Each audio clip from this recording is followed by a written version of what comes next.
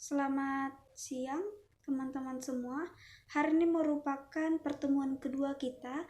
Di pertemuan pertama Ibu sudah menjelaskan mengenai rencana pembelajaran kita selama 1 semester ke depan. Ini merupakan pertemuan kedua kita. Jadi pertemuan kedua ini langsung saja kita masuk ke dalam materi kita yang pertama. Tetapi sebelumnya saya ingin mengingatkan kepada teman-teman untuk setelah kelas ini berakhir, untuk absen di link yang telah saya bagikan ke dalam grup kelas. Jadi sebelumnya kita akan berdoa sesuai dengan keyakinan kita masing-masing. Berdoa dimulai. Berdoa selesai. Langsung saja kita masuk ke dalam materi kita yang pertama, yaitu mengenai sel sebagai unit struktural dan fungsional kehidupan.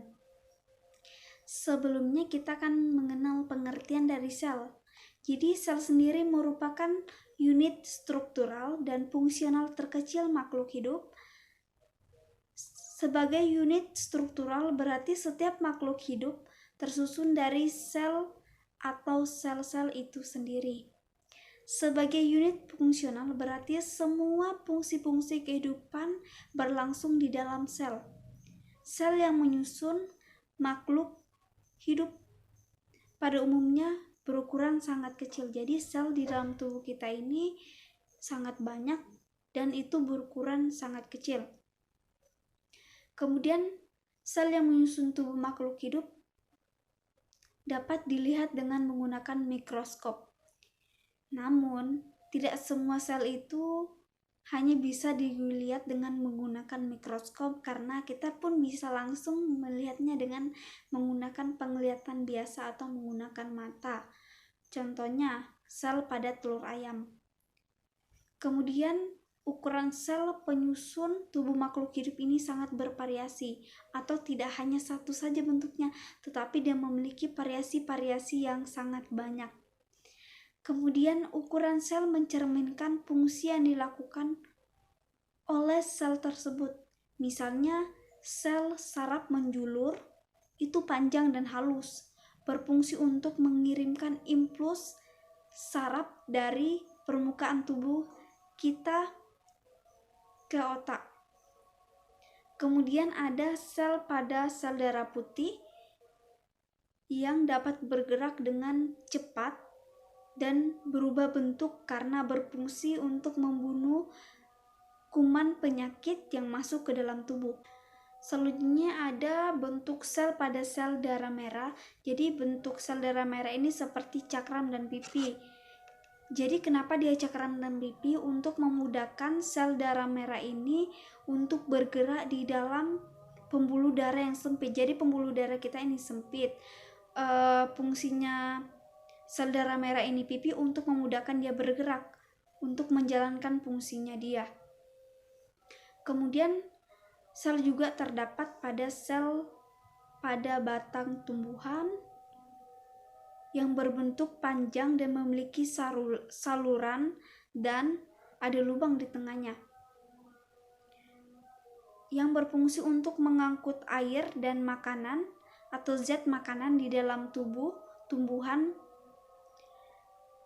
Sel ini tentunya teman-teman sudah pasti tahu bahwa di dalam batang tumbuhan atau di tumbuhan itu mereka memiliki sel yang disebut dengan sel silan dan sel floem. Jadi sejak sel ini ditemukan dan dapat dilihat, ilmu tentang sel ini berkembang dengan sangat pesat. Jadi berbagai teori tentang sel yang dikemukakan oleh para ilmuwan membuat kita menyadari bahwa kehidupan kita ini merupakan kerjasama antara sel yang sangat teratur. Jadi teori tentang sel, ilmuwan yang mempelajari sel dan struktur sel akan kita jelaskan. Langsung saja, teori tentang sel. Jadi teori tentang sel ini berasal dari istilah selula. Jadi sel ini berasal dari bahasa Latin, yaitu cellula, yang berarti ruangan kosong. Susunan atau bentuk sel pertama kali dilihat oleh Robert Hooke pada tahun 1635 sampai 1703 dengan menggunakan mikroskop sederhana. Jadi mikroskop itu sederhana, tidak seperti mikroskop yang sekarang yang lebih modern. Jadi beliau mengungkapkan bahwa sel yang pertama dilihat berupa sel mati yang berasal dari sel gabus kering dari kulit pohon. Kemudian sel-sel ini terlihat seperti kotak-kotak kosong. Itulah yang dikemukakan oleh Robert Hooke. Selanjutnya kita langsung saja masuk ke dalam ilmuwan yang mengemukakan teori tentang sel. Jadi pengertian sel yang berkembang sejalan dengan ditemukannya mikroskop oleh Anthony. Beberapa ilmuwan juga mengemukakan beberapa teori tentang sel. Yang pertama ada Felix, yang semula menyebutkan bahwa sel hewan sebagai sarkode, mengemukakan bahwa bagian sel yang terpenting adalah cairan di dalam sel yang kemudian disebut dengan sitoplasma. Johannes juga menyebutkan bahwa cairan di dalam sel hidup yang merupakan bahan embrional di dalam telur disebut juga dengan protoplasma. Kemudian Robert Brown juga menemukan inti sel.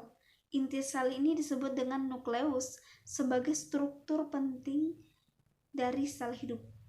Matthias Jakob dari Jerman pada tahun 1939 menyatakan bahwa semua organisme tersusun dari bagian penting yang disebut dengan sel.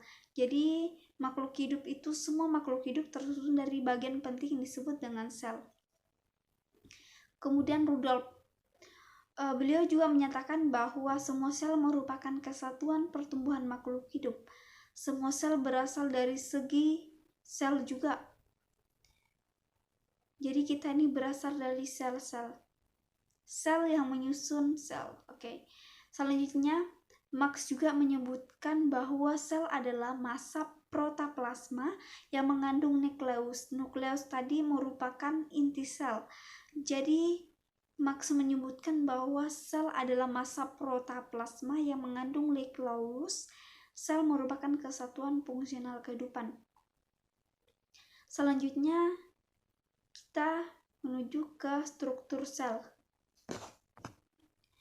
Jadi struktur sel ini merupakan struktur sel yang menyusun tubuh organisme. Struktur sel yang menyusun organisme ini dibedakan menjadi dua, yaitu ada sel prokariotik dan sel eukariotik. Jadi kira-kira apa ya perbedaan antara sel prokariotik dan sel eukariotik? Jadi perbedaan antara sel eukariotik ini terletak pada ada atau tidak adanya membran inti. Jadi membran inti ini adalah membran yang menyelimuti inti sel. Sebagian besar DNA pada sel eukariotik berasal atau berada di dalam inti sel yang diselubungi oleh membran.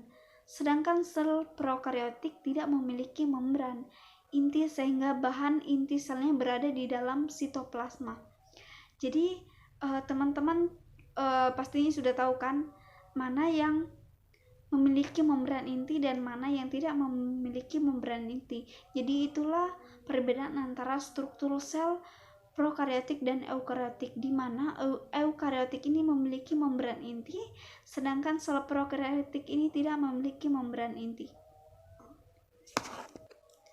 Langsung saja, sel prokariotik. Jadi sel prokariotik ini berasal dari bahasa Yunani, yaitu prokaryote. Pro berarti sebelum dan karyon berarti inti.